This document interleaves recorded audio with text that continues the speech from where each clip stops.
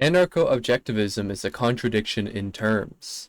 I think this would be a fun live reaction. So let's give it a go. Welcome to the Rational Egoist. I am your host, Michael Leibowitz. And whether you know it or not, there is a group of folks out there calling themselves anarcho-objectivists. They claim that they are actually the true consistent objectivists. They are, of course, wrong. They're, I don't know, for lack of a better word, their leader or their originator is a guy named Liquid Zulu. You've probably seen him on here. I've debated him several times.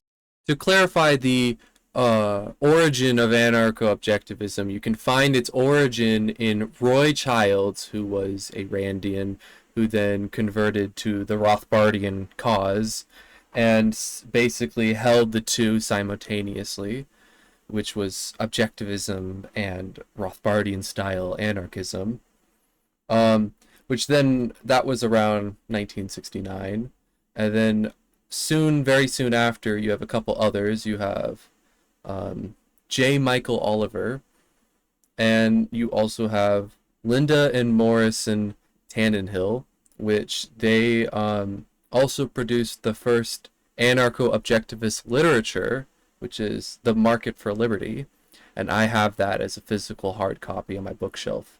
It's a fine addition to my collection because I have the 1984 print.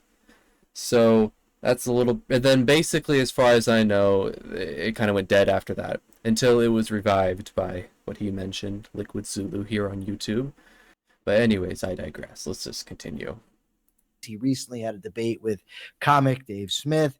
But it's time, I think, to pop that balloon, if you will. And I can think of no better person to help me do that than Mr. James Stevens Valiant. James, welcome back to the show. Always great to be here, Michael. Yeah, this is disturbing. Anarchy is inconsistent in a number of ways with objective. Sure. You know, the thing, Jim, for me is that recently, you know, in Zulu's debate with Dave Smith, that's a big audience you're getting now. That was. And now you're presenting as if this is objectivism. He even said in the video, I believe, that I'm an objectivist. Well, you're not. You're not. Now, Or still, Dave agreed. Yes. And they just assumed you're a deontologist, you're deducing everything, you're Oh, and so what Dave buys into shows you how much neither of them really. I mean, I'll give Zulu this. He has a better grip on. And I like him, by the way. Yeah, I do. I'm not. This isn't personal, but the ideas have to be defeated. And he said nice things to me and about me, and so I would qualify all that with right. This is not a personal attack. Yes, this is not a personal attack. So I just want to give some of your credentials, and if I'm wrong about any of these credentials, you tell me. Okay. So your professors, two of your professors were the Austrian economist Israel Kirzner and Mario Rizzo. Wow. And Gerald and all the Austrians at New York University. Yeah, that's and you good. Actually audited a class from Murray Rothbard. Nice. You knew from him through the Center for Libertarian Studies when he was working on his history of economic thought. And you knew Murray Rothbard personally. Yeah. So you had the opportunity to engage him in discussion. We went out and had pizza and beer on his birthday. Yeah, you you worked at Laissez-Faire Books. Yes, the brick and mortar outlet in Greenwich Village. I was the weekend sales. Right. You've been studying objectivism for over 40 years. Yes. You are a personal friend of Dr. Leonard Peikoff, and you were actually there and helped with while he was writing OPAR, Objectivism, the Philosophy of Ayn Rand. I gave feedback. I don't know. I gave a little help. No, I don't mean you helped with the writing. You helped in the discussion process. There was a group of you that were selected. So but the only point I'm trying to get is that you know objectivism. I studied philosophy and economics at New York University. I got to know many, many Austrian economists and objectivist philosophers. So we're going to be getting into it. First of all, Zulu tries to integrate things that cannot be integrated. The works of Rothbard, of Hans Hermann Hoppe, and the primary, if I had to say the primary critique of Zulu is rationalism. That is what I think is the big problem. So before we even begin, I just want you to give us If you can't do it quickly, that's okay, but I'd hope we can. I want to define rationalism and intrinsicism and differentiate them from objectivism. In the history of philosophy, there have been generally two big schools, and it's not the same thing, but I need to start here. In modern philosophy, we call them the rationalists and the empiricists. The basic approach of the rationalists was to start with certain indubitable axioms and deduce. And that's placing a great emphasis on rationality, logic, deductive logic in particular. There was another group of philosophers of the same period called the empiricists, who said, no, all knowledge begins and arises from sense perception and experience. I mean, knowledge can't come from nowhere. And it's not as though they were irrational. They had tried to put rational arguments together, but for them, what has primacy are the facts, or at least the sense perceptions, which is what it boiled down to for them at the end of the day, versus this deduction from axioms. Now, we use them as the model here. There's a sort of psycho-epistemological, that's a big fancy word, but our normal habits in the way we think can be conditioned by our deeper beliefs. And so while it's broader and significantly different than this, there is an approach to ideas that basically relies on deduction from definitions and axioms, use kind of Euclid's model of geometry for every subject in any context. And that detaches, and this is the key fallacy here, very frequently their abstractions, their generalizations will be detached from reality, especially as we move up the ladder of abstraction. And so they run the risk of having their concepts be what we objectivists call floating abstractions, disconnected from reality. And so I'm not sure what he's really getting at this, because objectivists already love their axioms. Their metaphysics is an axiomatic metaphysics. They are empiricists, and you can be axiomatic and still be an empiricist. So he would obviously know that you can be both axiomatic and an empiricist. And my question is, why would Liquid Zulu not be axiomatic and an empiricist? And by extension myself, even though I'm not an anarcho-objectivist anymore, I've moved on from that philosophy that starts with the letter O to a different philosophy that starts with the letter O, the philosophy of organism. But I still think that the objectivists are definitely onto something. They are definitely right in a lot of things that they say. I do agree with a lot of things that objectivists have to say. So, but this, I'm not sure what he's getting at, because, well, I guess I'm sure what he's getting at, but I'm not sure how it can be validated, really. Objectivists are already axiomatic empiricists. Liquid Zulu is being axiomatic with the axiom of non-aggression, as Rothbard called it. But we'll have to see what he has to say next. So they can build these giant logical structures in the sky, be perfectly confident with them because they are so beautifully, coherent in this mind realm of theirs, but it just has nothing to do with reality, or at least they'll depart from reality at moments and rely upon this method. For them, what's convincing is deductive logic. The empiricist is not so impressed with deductive logic, and in fact, they're the ones who kind of reject principles and abstractions in general, and they'll go sort of by the emotional seat of the pants. And what a classic example of this distinction we got in the Dave Smith Liquid Zulu debate. We have a classic, I'll go by my feelings, my quote, common sense, my seat of the pants feelings of the moment, and that trumps any of your principles. So Dave Smith, in effect, rejects principles, not entirely. He'll use them when they're convenient, when he feels like, and they're competing principles, you see, and the principles. Yeah, it's still a rejection of principles.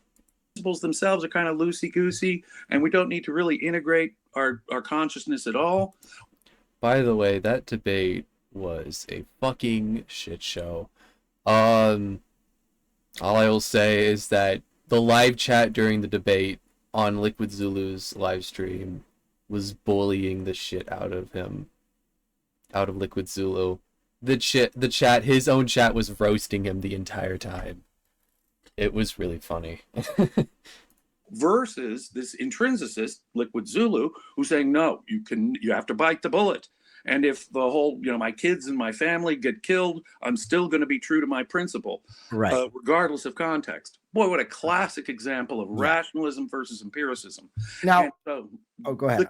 I'll just say Liquid Zulu's abstractions get detached from reality. They become floating abstractions. Right. Now, I made a video. I'm tired of all these anarcho-capitalist arguments. And it was two subjects that were not really related. It was first the Coconut Island, and then argumentation ethics was I talked about, because I wanted to talk about an argument against anarcho-capitalism, the Coconut Island, and why I don't like it, and an argument for anarcho-capitalism, which I also don't like, which is argumentation ethics, as many of you know.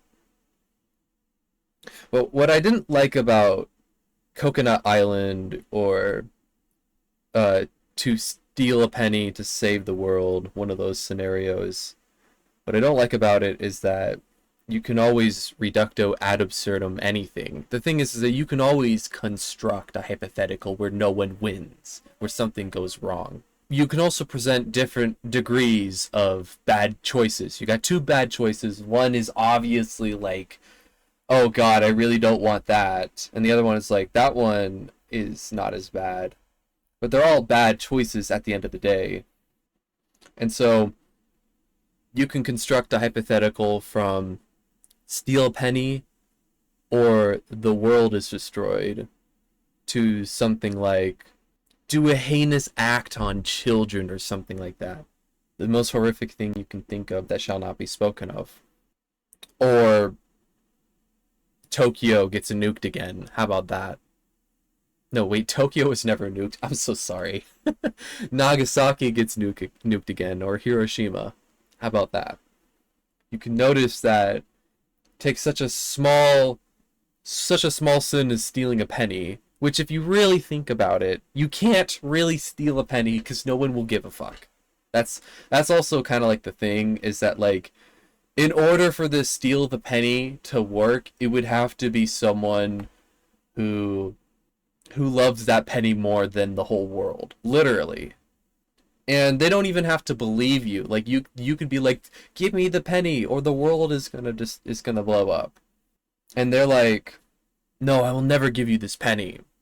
First off, remember, if they give you the penny, then it's consensual, then it's not stealing. Therefore, you've that's not even the scenario that we're in. We have to steal a penny.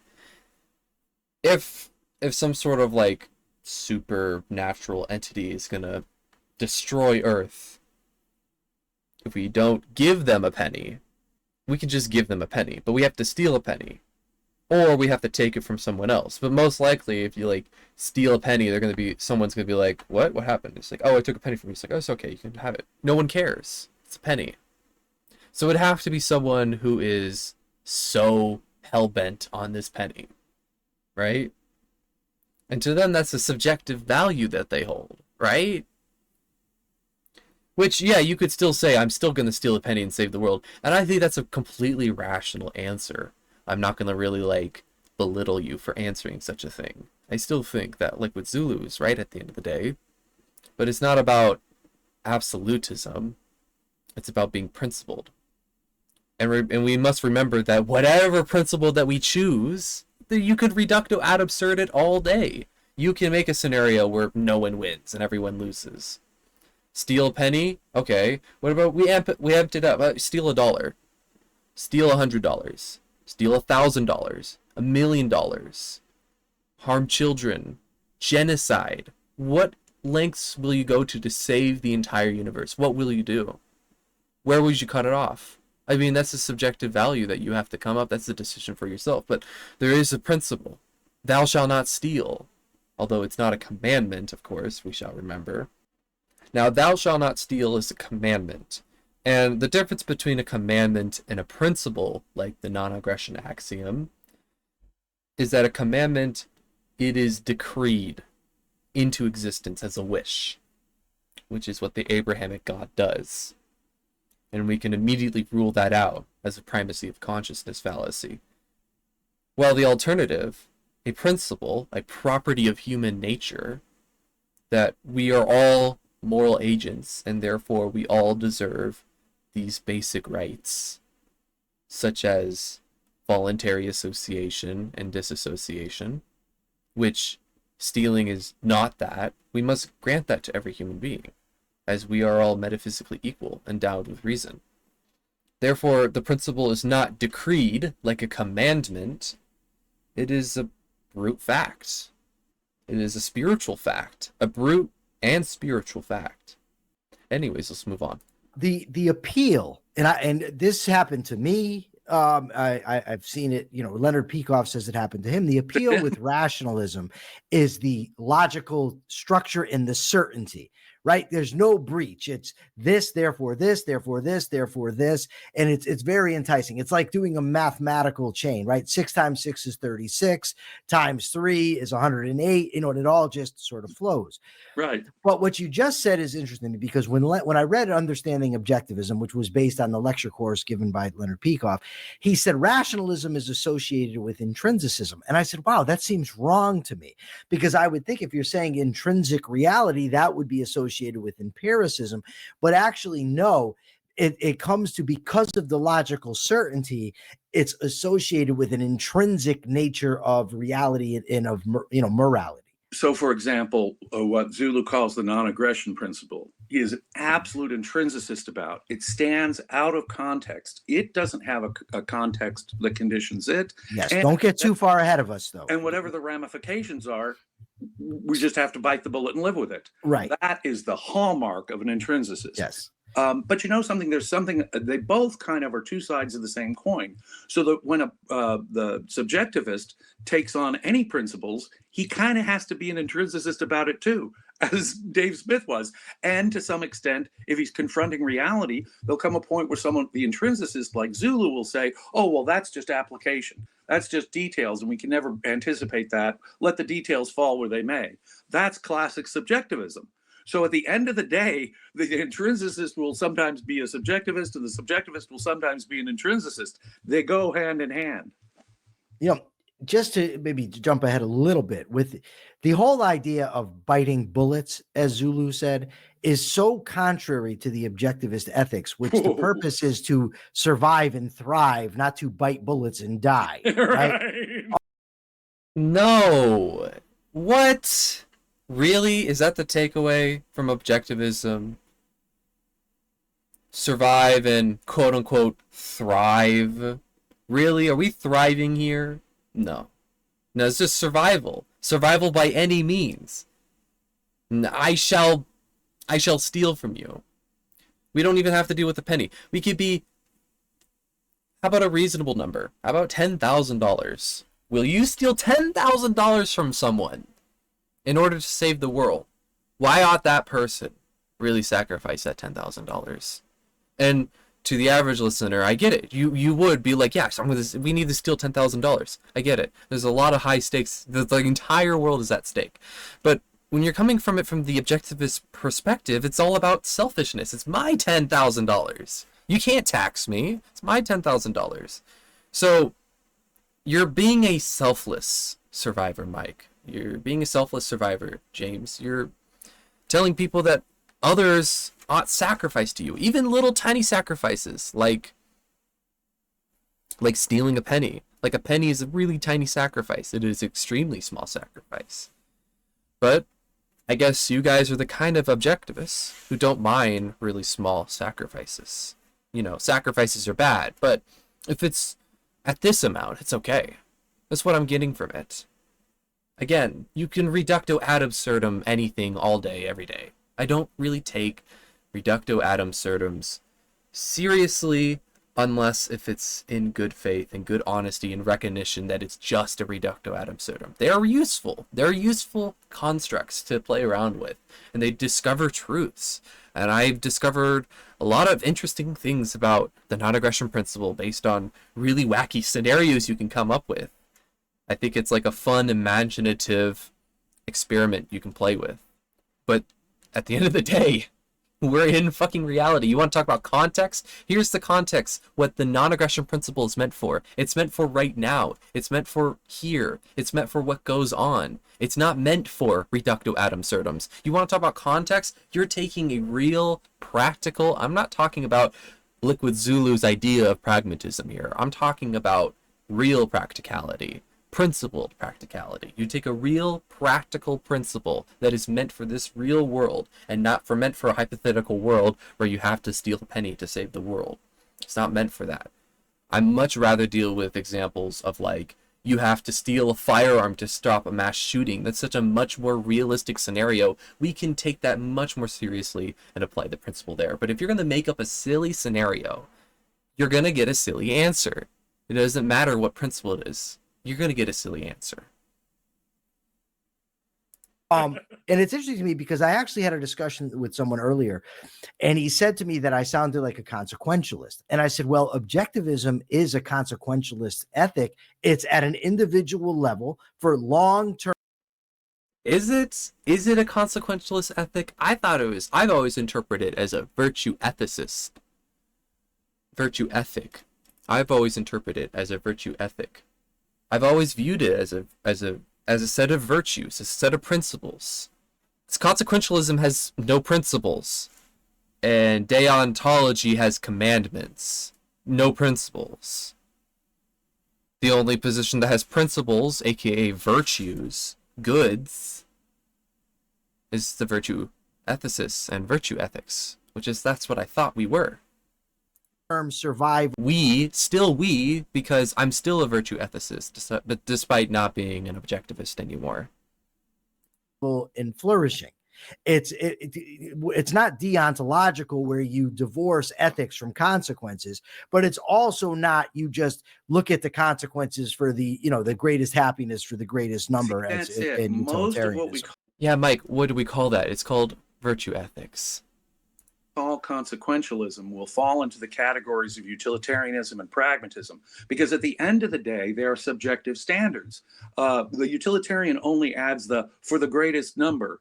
Okay, what he's saying is hedonism, what satisfies the emotions, the feelings, in effect, of the greatest number of people. Or pragmatists. Well, don't be wedded to principles. Do what emotionally satisfies them. In effect, the same standard, either you or most people at the end of the day, because that's how they test what's. By the way, I am not really familiar with pragmatism, although it has piqued my interest because I do want to explore it. I just gotta say is that I have a pragmatist friend. Hello, you're listening probably, maybe. And he would have something to say about how pragmatists don't like principles. Because I have a friend who's a pragmatist, and I think he likes principles just as much as I do. Practical is by means of their emotions. Now, in that sense, objectivism is not consequentialist. We believe in principles. We believe concepts can actually connect to reality. Therefore, our principles connect to reality. Therefore, we believe in principles. But the ultimate justification for those principles is consequentialist in the broadest sense. That is to say, I'm rational and moral for a very specific reason: to survive, to live, so that I can succeed and thrive and survive. And it's the whole surviving part. I don't know. Maybe this is less about objectivism and more about a disagreement with objectivism. But honestly, I would not even go as far. I would say this is still this is not how I have ever interpreted objectivism. Is this so much, you say survive so much when it's really about flourishing, because just surviving can be worse than being dead. You could be better off dead than still being alive. There are fates worse than death. Imagine being born in Guantanamo Bay or something, and you lived in CIA torture experiments for the rest of your life, or a full 80 years. I don't know. There are fates worse than death. I think so, and I think objectivists already know this, because objectivists already talk about how it's okay. Now listen, let me clarify something. Do never take your own life. It's not worth it, of course. There are people who love you, and the world loves you. However, if you combusted up into flames right now, and there was like no hope for you to survive, there's like no hope for you to survive type of scenarios you can come up with.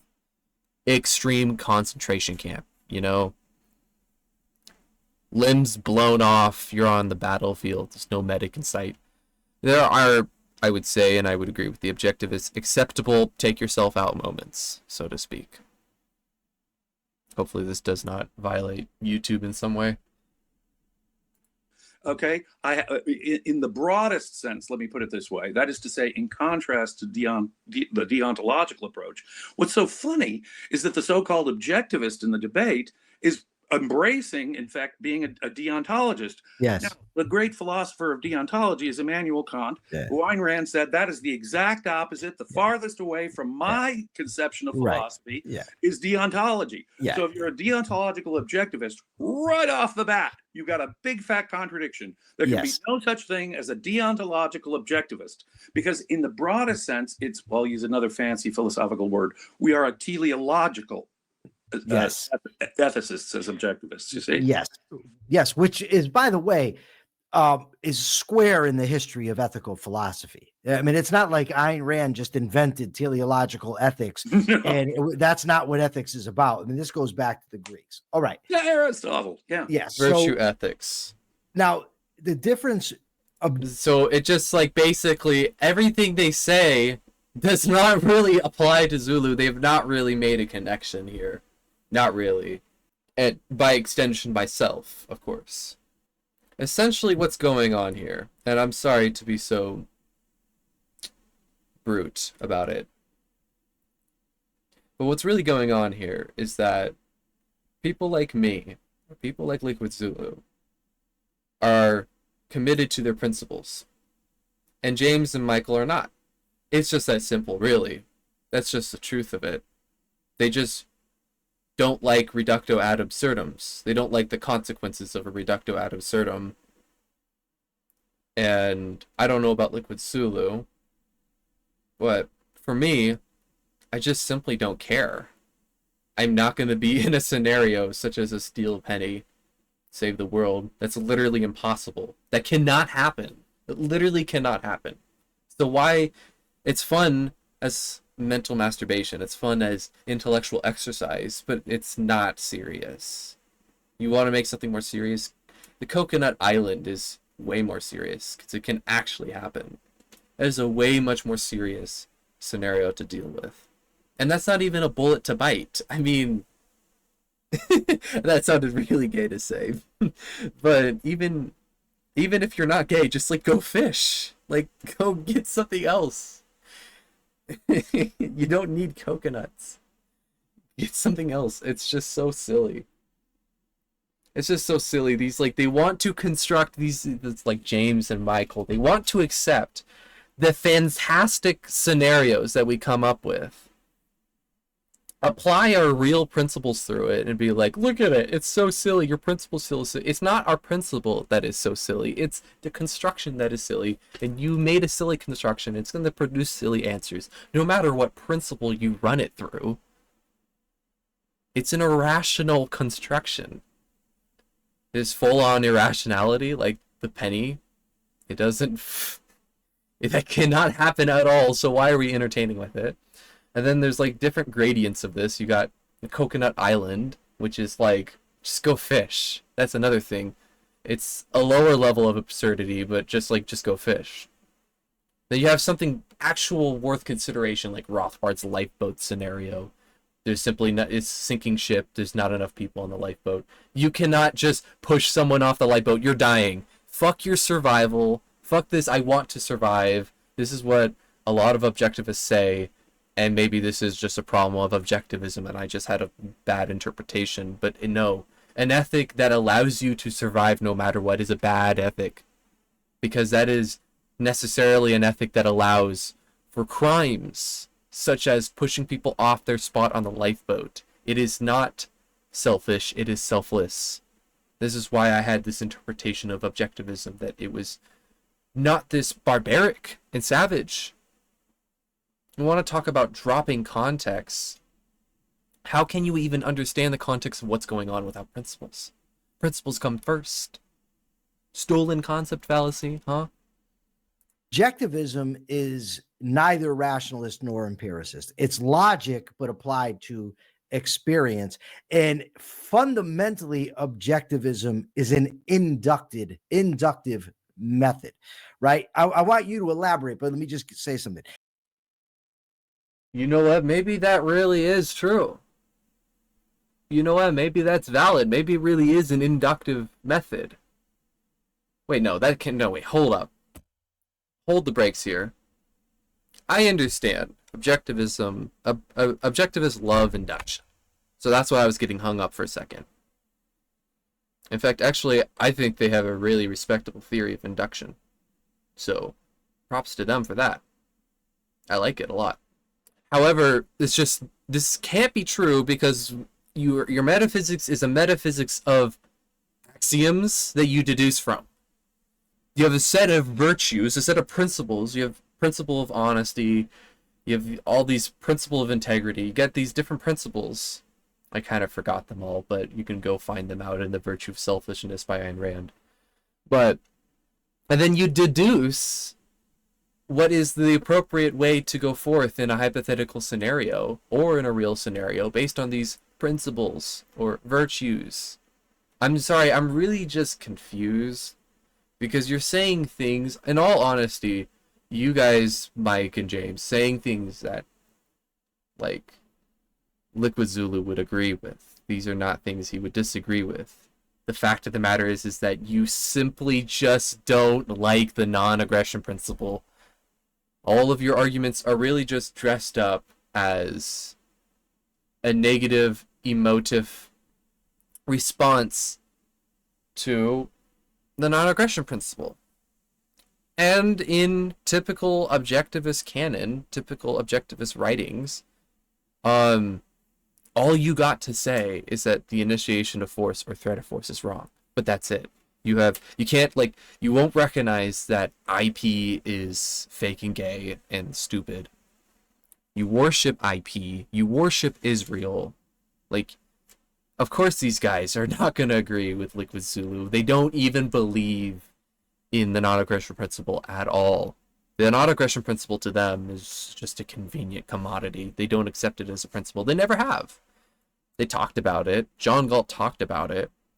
But when it came to the real hard things, fell through. And when it comes to like really easy things, like on Israel, or of course, like statism, you guys like to call yourselves not status. You guys are status. You guys believe in a state. You're status. It doesn't make any sense why I hear objectivists call other philosophies status as opposed to them not being status. When their philosophy, they believe in a state. They know it, they talk about it. But let's move on. It has to do with going from particulars to generalizations. To generalize from particulars, like when you're forming concept, you say, you notice that these things have similarities and, they're different from other things. So you group them into a concept. What Leonard says, and what I think he's correct, is that deduction is essentially good for two things. One, polemics, for argumentation's sake, because it sums things up very quickly in a neat way, and you're able to make your arguments, but also for subsuming new concretes, new particulars into a concept. So, for instance, a deduction would be, everything that is this shape and holds water and you drink from is a cup. This new thing I've come across has these characteristics, therefore it's a cup as well. That's where deduction comes in. So just elaborate a little bit on the inductive method of objectivist epistemology and also the role. I just don't think this is exhaustive, and I just also don't think this makes sense when, again, your entire metaphysics is a deductive framework. It is a completely axiomatic framework. You take axioms and you deduce things from them. That's your metaphysics. I'm so confused. That deduction does sometimes play. All of our abstractions, all of our generalizations are rooted in sense perception and are integrations of sense perception. And we build up our knowledge into broader and broader abstractions. We don't start out with this big, broad abstraction and then with our definition and then just deduce. Well, that's called a straw man, and you just straw manned Liquid Zulu, because that's not what he believes in. He doesn't start with the non-aggression principle. He derives it with really good arguments. So it's just a straw man. You're just dismissing all of his arguments by saying that he starts with the non-aggression principle. Rothbard did not start with the non-aggression principle. He built it up with arguments, good ones. No. We start piling up abstractions. Hey, if I put as a child, if I push the ball, it rolls. If I don't push the ball, it stays still. We learn that's how simple and basic and sense perception based all of our knowledge has to be. There is no. Now, on the other hand, when we do have an abstract principle and we're confident in that abstract principle, there are new applications that we did not foresee. And so deduction is the taking of this abstraction and applying it to new instances. Aha, I know this principle. I see this new concrete. It's an example of it. So in recognizing the application and in applying our abstractions, deduction is valuable. Now, don't get me wrong, and Leonard would be the first one to say this, we can learn remarkable new information through deduction, but only if our abstractions are clearly, firmly, tightly connected to sense perception. And Yeah, so you're going to have to argue why that's not the case. What Liquid Zulu's saying. You have to argue not the case. You can't just say, I don't feel like I like how the outcomes of the non-aggression principle is to me. I don't like it. I don't want to bite these bullets. So I'm just going to say it's not true, that it's removed from reality, that it's not realistic, that it's not connected to some sort of empirical foundation. Because we're all empiricists. Mike did say that we're not empiricists. Well, I mean, like, my interpretation was that we were just the good empiricists. Actually, correction. The organic philosophers, they are the good empiricists. I shall be biased. Order it goes with humans is we build up from sense perception. So we don't get to a principle of honesty until we've built up all kinds of sub-abstractions about their application. And we don't get to the non-aggression principle without ideas such as resources, such as conflict, such as human action. So this is not applicable. You're just dismissive. By being honest with myself, what's wrong with that? What about this context of being honest with someone? Well, wait a minute, you're never going to trust me. So to earn your trust, I have to be consistently honest. Now that's one abstraction on the way to the broader abstraction of honesty, faking reality. Any attempt to gain a value by means of dishonesty is wrong and self-defeating. Okay. Now, the thing is that while I was an objectivist, I simply just never liked the objectivist principle of honesty, because they immediately contradict themselves by allowing plenty of examples of dishonesty. And they'll make the argument, oh, but the context is different. But you don't have any explanatory power, then why does the principle have exceptions? If you have exceptions to the principle, your principle's foundations are cracking, to say the least. There should not be any exceptions to a principle. That's what makes it a good principle. Now, you're going to say, like, to me, like, is honesty a virtue? I would say honesty is not a virtue. But I would say, it's sort of just like, we got to apply the primacy of existence. We got to recognize what is a primacy of consciousness fallacy. And because it was very useful to apply this to the non-aggression principle and see that the initiator of a conflict is in the wrong, while the retaliatory member is in the right to defend his rights, we can apply the same thing to such things like honesty. And that, like, this is a pretty crude methodology, but it's like the best that I can come up with as a modification for the bad philosophy that objectivists always had, that I always thought that they had for honesty, is that the initiator of dishonesty is in the wrong. Or in the not necessarily dishonesty, but deception. The initiator of deception or aggression or some sort of manipulation or exploitation, or some sort of harassment, and probably some other words. This is not exhaustive.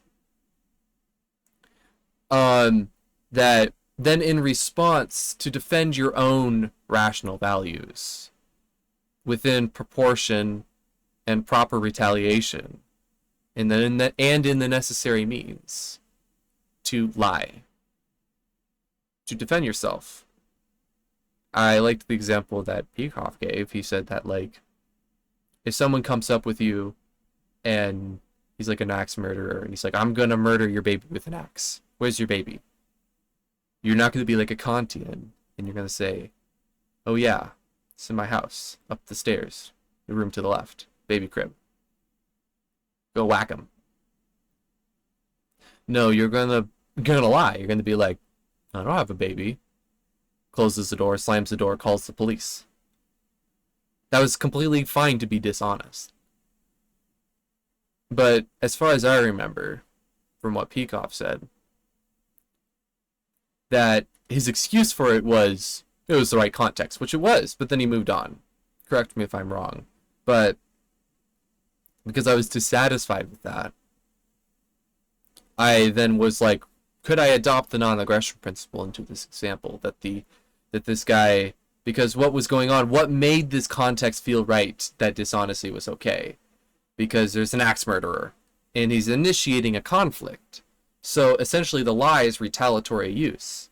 And it doesn't have to be an axe murderer. It could just be just general deception, but in a non-aggressive way. And you could probably think of the context. And this is honestly, this methodology is crude, like I said. It doesn't really, there's questions you can raise against me, and I would not have answers for them. But I would say it's, as far as I remember, better than what the objectivists had. Again, either Mike or James could speak up here for themselves, or someone else in the objectivist community, and they can speak up. It's like, oh, you didn't even provide how you're so wrong. I'm just going off of memory, of course. I'm only 15 minutes into this shit. In normal philosophical parlance, as you said, with the rationalist, what the role that axioms play is they're basically indisputable fundamentals from which they deduce their conclusions.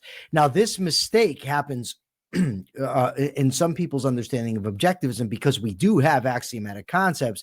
So like Dave Smith said in that debate, objectivists just start with their axioms and think they can deduce an entire system. But that's not the role that axioms play in objectivism. Look, the fact of existence is self-evident. That what we mean by metaphysical axioms. Yeah, but you can deduce something. I don't really understand what's going on here, because the non-aggression principle is related to what it's relevant to. So it's not some sort of wonder horse that can do anything. Cannot explain most things. It explains a super niche of human affairs. That is crime. And in a healthy society, almost no human being would ever experience crime. If we lived in a rational, objectivist society, John Galt style. And I would agree that in my ideal society, at least, and at least I would say a ideal society would see the almost eradication of crime. So crime should be incredibly rare, in my opinion. I'm sure most people would agree with that anyways. The thing is that, of course, then the principle that deals with the rights and the wrongs of crime and victims is going to be relegated to that specific niche of human affairs, that parasitic human affair. So I don't even know what he's talking about here. Like existence or consciousness, is that they're present in every instance of awareness. That knowledge doesn't get added to as we learn more. It's always true. That exists. Okay, that exists. So long as it's an instance of consciousness, I'm conscious of something that exists. Now, can I deduce capitalism from existence exists? No, I cannot. I need all kinds of other information. Hundreds. He's repeating the same argument, and I will say the same thing again, is that we do not just start with the non-aggression principle. we also have a respectable, rich tradition of thought about our own principles too. Thank you, James. Valiant, whatever your name is.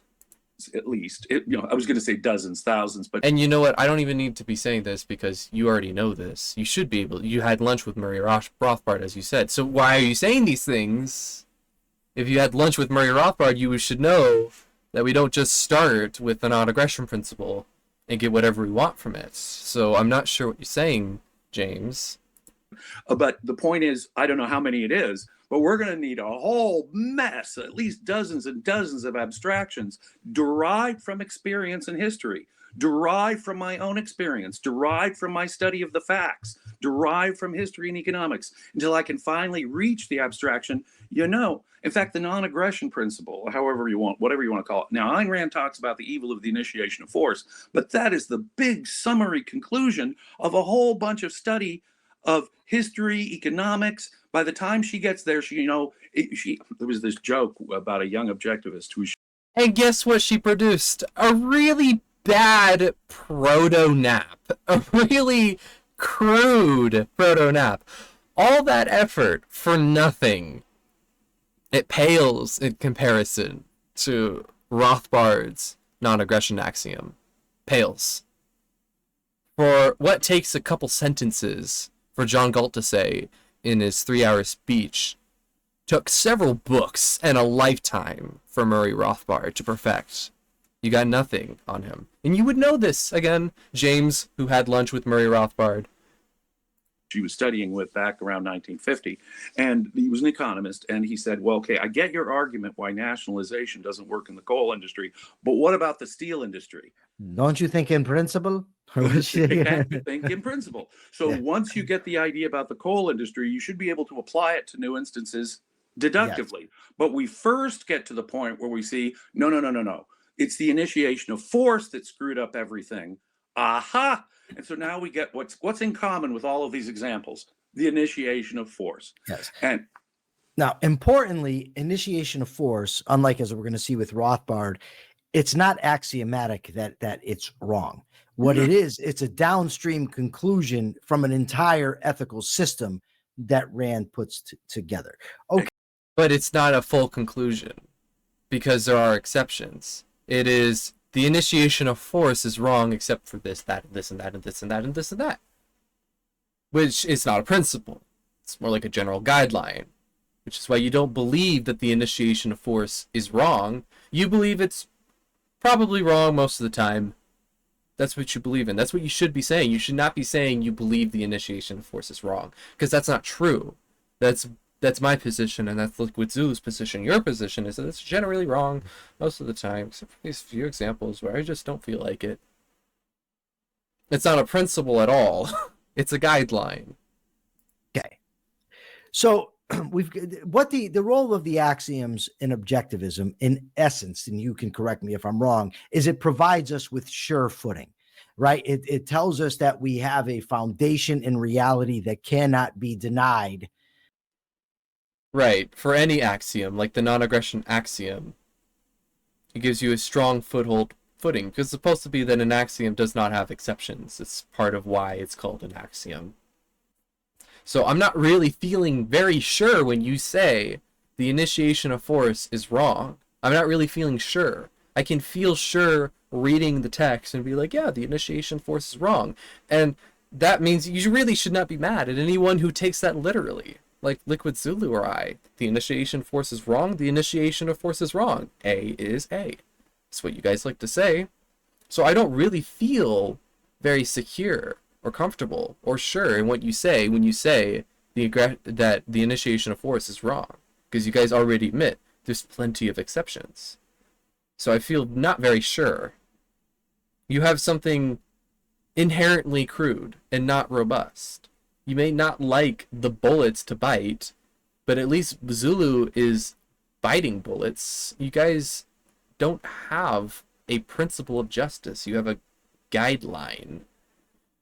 A guideline where, what's his name? Midas Mulligan, he just like crossed out things that he didn't like in the Constitution at the end of the book of Atlas Shrugged. He was just like, I don't like this. I'm going to cross out the Congress has the right to tax There we go.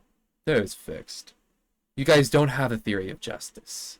You guys have a fan fiction of the American Revolution is what you guys have, which was derived and inspired by a proto-insight into the principle of what we now call the non-aggression principle. The non-aggression principle to the American Revolution was like a rock with a hidden gem inside that took many decades for it to be discovered by people like Lysander Spooner, all the way up to people like Murray Rothbard. So that when we're talking about farther abstraction, somebody says, well, it's all an opinion anyway, you know, there's no real existence, nothing has identity. Then we say, well, no, actually we do. And they what they do is ground our conclusions, our broader conclusions to reality. They're not to be deduced from them. All of our further knowledge is built on the axiom that existence exists. And while we haven't named it as a toddler or a baby, existence exists, we don't I'm deeply impressed. As adults, we really do need to name it at some point, but only as adults after we've developed a whole bunch of knowledge about a whole bunch of subjects, because we can contradict those axioms if we're not self-aware of them. So as adults, we come back and we see, you know, a premise of everything I know, a premise of any fact in any subject is existence or identity or consciousness. And once I ground that and say, you see, that was the knowledge that permitted this knowledge to ever come about. Now I've got an inescapable axiom, and one, if it's a metaphysical axiom, that applies to all of every instance of consciousness, every instance of awareness of anything. And so explicitly understanding how axioms lie at the base of any and all knowledge is an important thing to learn when we're an adult. But all we're doing is reverse engineering the beginnings of knowledge. Okay, so I want to go through two of these thinkers that Zulu attempts to incorporate with objectivism. And we're going to start with Rothbard just because he came first. So I figure that's a fair way to do it. So the father of anarcho-capitalism. Yes. So Rothbard says that self-ownership, non-aggression, and life as a value are axiomatic. Rothbard also, this is a direct quote, may there not be something about an act in itself which in its very nature can be considered good or evil. So now notice that with saying self-ownership, non-aggression, life as a value are axiomatic, you're starting with rationalism. In his conclusion, may there not be something about an act in itself, meaning divorced from consequences, which in its very nature can be considered good or evil. Rothbard also has his famous trichotomy where he says there's... I would like to repeat that one more time for myself. 1 million, zillion, jillion, dillion, cotillion times later. So what he's saying there, if I understand him correctly, if I understand Rothbard correctly, is that there is no such thing as a good or evil act in itself. You need context in order to know if it's good or bad. Of course, you do need context. I don't think Liquid Zulu is saying something that would not be aligned with Murray Rothbard. So now notice that with saying self-ownership, non-aggression, life as a value are axiomatic, you're starting with rationalism. In his conclusion, may there not be something about an act in itself, meaning divorced from consequences, which in its very nature can be considered good or evil. Rothbard also has his famous trichotomy where he says there's three possibilities. Either everyone owns everybody, some people own others, or everyone owns himself. And from that, he deduces self-ownership. First of all, that's pure rationalism. But secondly... What? Why is that rationalism? You're just going to... Let me guess. Mike, are you just going to say that and we're just going to move on? It negates the option that perhaps ownership is a myth. There's no such thing. What? Ownership is a myth? Michael, that's very moral nihilist of you. You're going to deny an entire category of morality, such as ownership of resources. You're going to deny that as a true moral claim. Really? I thought objectivists liked property rights. I thought objectivists liked capital ownership. Is ownership. It's just a social construction that, people. It's a social construction. That's not very objectivist of you. Not to say that if you say social construction, therefore you're cringe. It's not that at all. There are definitely social constructions. But we're talking about objective morality, not subjective constructions as a societal collaboration. Like gender. Watch my video on that. But let's continue. People have come up with, but he doesn't include that, which is, again, classic rationalism. So just your knowledge of Rothbard, I mean, I've read most everything he's written, but your knowledge eclipses mine. So just give a basically, why isn't Rothbard's epistemological method able to be properly integrated in any sense with Ayn Rand? Because he does not give us the empirical base of the sub-abstractions that get us to the wider abstractions. Yeah, he doesn't. But also, he was not a systematic philosopher. He was just a political philosopher. The rest of his philosophy remains in vagueness to us, since we just know he neo-Thomist and neo-Aristotelian. But obviously, he did not write a robust systematization of his philosophy. And you can critique the philosophy, and I think that would be fine to critique. Critiquing the man would be different. The man definitely used his times wisely on this planet Earth, from advancing economic theory to revolutionizing historic revisionism to the most robust political principle, or rather I should say anti-political principle ever conceived of. But this video is getting a little bit too long, so let's continue along. One could lay out a field deductively once one has thoroughly got the field understood. As we move up the ladder of abstraction, we're moving up the ladder of generalized abstraction until. Oh, and you know what I needed to finish my thought with is, Liquid Zulu has that systematization, as he is the most popular figure with this anarcho-objectivism, which in all simple terms is just you swap out the status Randian politics for the anarchist philosophy of Murray Rothbard, and swap them out. You can disagree with that. We can even argue if that's incoherent with the rest of the system philosophy, but at least he has a system, so we need to address it, because the argument that Zulu is saying is that I'm deriving my principles from objectivism. And all that these objectivists are saying is that he's just starting with the non-aggression principle. No, he clearly is not. I don't know how you could get any other conclusion. What I would be more proud of from Mike and James would for them to go over the Liquid Zulu's objectivist argument for the non-aggression principle and address it from there, instead of strawmans, essentially strawmans. So I think Mike and James, you guys need to step up your game. But I think it is also very interesting that the Randians are now going to war with the Zuluians. War is on, and it's fun to watch back and sit with my 600 subscribers. Fun to watch back and see this all unfold, especially since I left the Liquid Zulu army before the real war started. But now the objectivists, they have to address Liquid Zulu. They have to. And now they are, right here. It's pretty cool to see this unfold. They see him as a threat, so they have to knock him down. That's their attempt.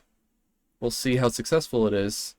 Given that the last debate with Liquid Zulu, the debate with Dave Smith, Liquid Zulu just kind of took it, and what he was taking was pillow punches anyways, because Dave Smith was just terrible and just babbling and made no sense anyways. But for the 2 hours that I watched of it, I think it made sense why his own comment section was bullying him. It was so funny.